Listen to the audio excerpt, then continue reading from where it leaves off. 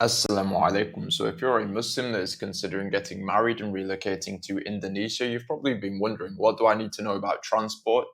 And inshallah, this video I'm going to share those things with you. So, Alhamdulillah, I relocated to Indonesia myself about 11 months ago. I've lived in various different cities, various different areas, and taken hundreds of taxis. So, inshallah, what I'm going to do is share the things that I've learned so you're more prepared regarding transport.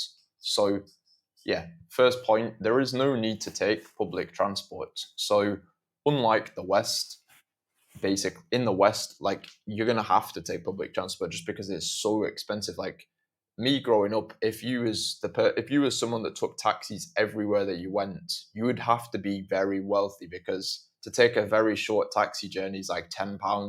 To take a longer one's like £100. So to be taking taxis everywhere is just not a thing at all in the West from where I'm from. You would always be taking public transport, not taxis.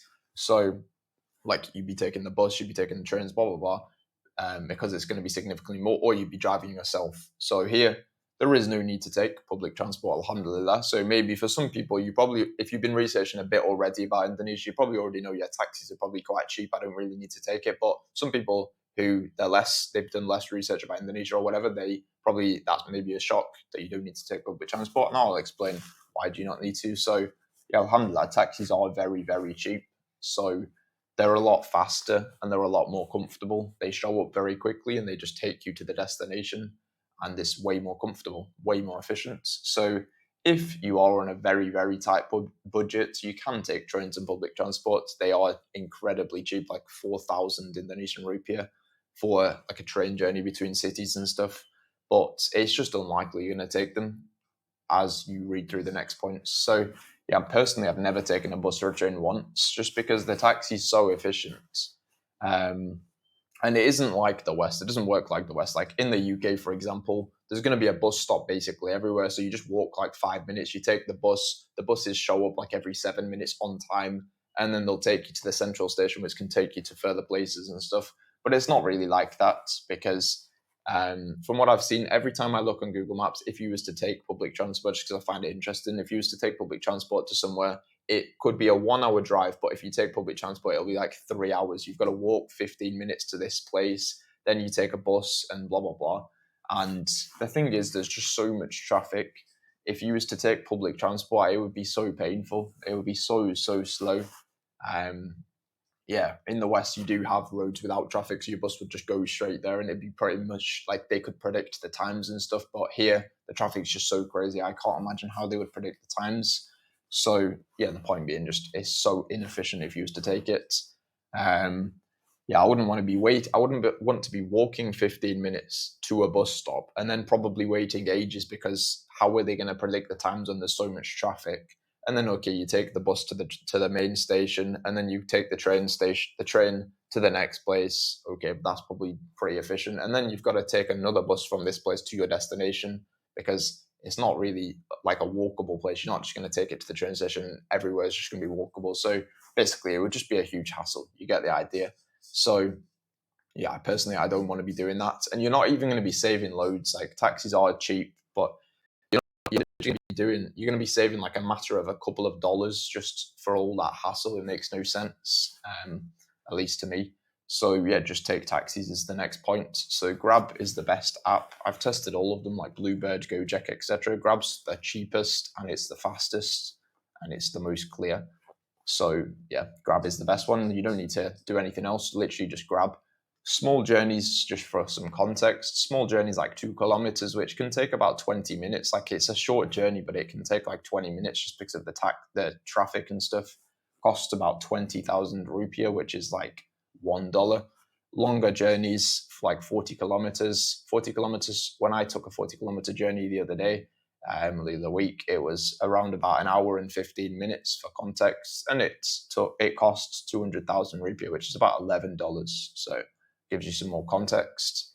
So Grab Premium costs about 30% more as well, so you get a nicer quality car. And I was just calculating it before making the video, and it costs around about 30% more. It is decent. I wouldn't say it's like sure it can be called premium. It's not like it's they're lying. It is a nicer quality car, but I mean it's not incredible. But if you want to get it, it's only about 30% more. It's not really a big deal in terms of extra. Um, but yeah, I mean, don't be expecting it to be some like limousine or anything like this. It's definitely not.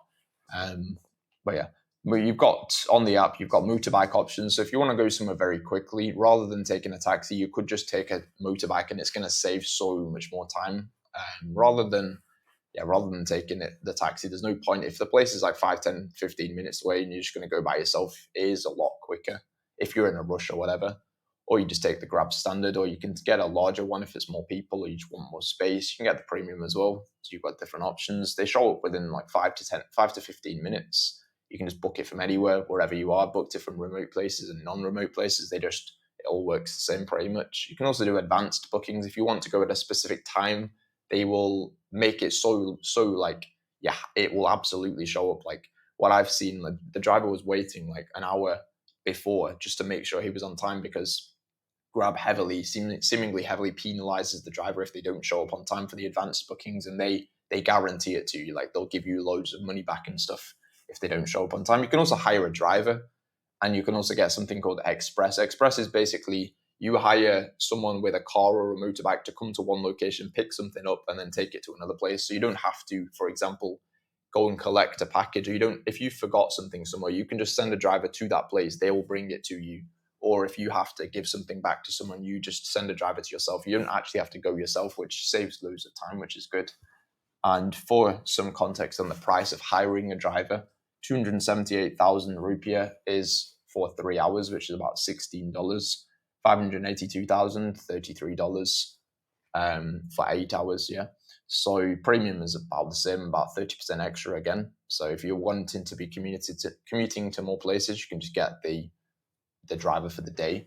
So yeah, how does this work in comparison to the public transport? You just literally go on the app, you book it, and you get taken from one place to another. It's so much more simple rather than having to look on the maps of the Google. You walk into the bus stop, you then asking the bus stop, the bus, whatever, all the different stops. You've got to wait for the stop, and then all this hassle of public transport. It just literally gets eliminated from you, which if you're going to be commuting more often, then it's going to save you so much time day to day. Like if I think the amount of hours that I've spent on public transport back in the West is crazy in comparison, but alhamdulillah, that literally just gets eliminated. The second you move to Indonesia, you don't have this public transport thing anymore, which actually saves loads of time, which is a very good thing. Now, before we go to the last point is going to be, can you work in taxis? If you are looking to get married and relocate to Indonesia, you can go to the link in the description, see how I can help you.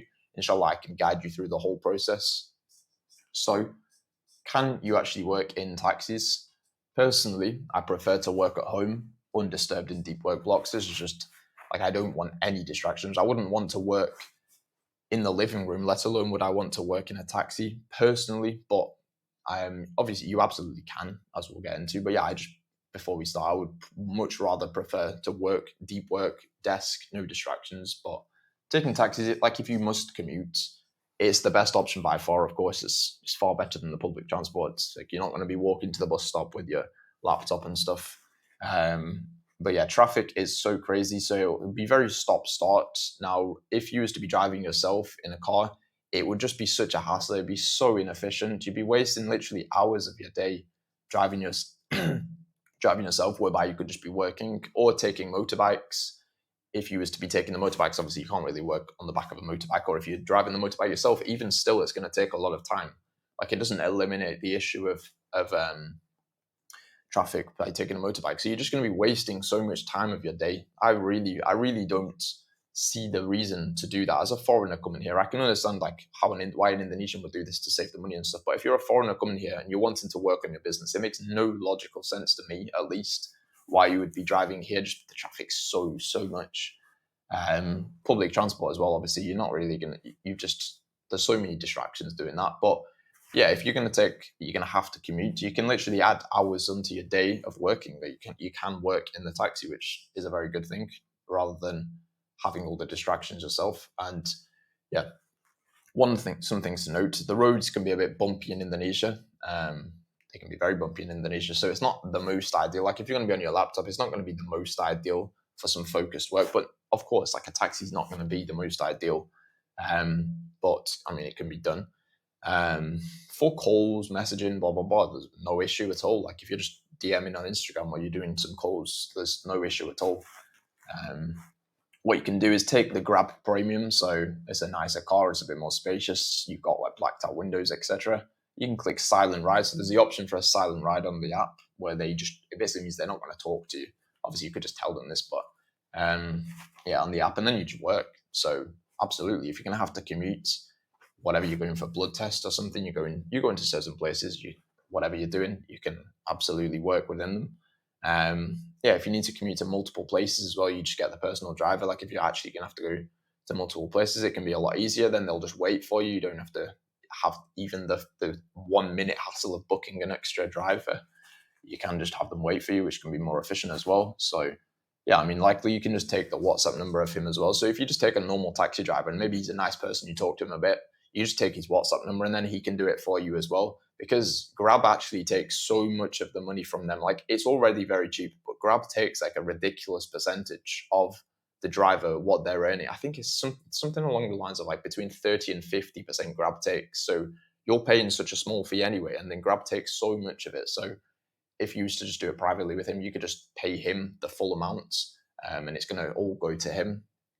So that's going to be much better. So yeah, absolutely, you can work in taxis. So yeah, inshallah, this has been beneficial. You have more of an idea on what to expect with transport. You know, okay, I just download Grab, I just take taxis, and inshallah, that is beneficial to you. You don't have to figure all out yourself. So yeah, assalamu alaikum.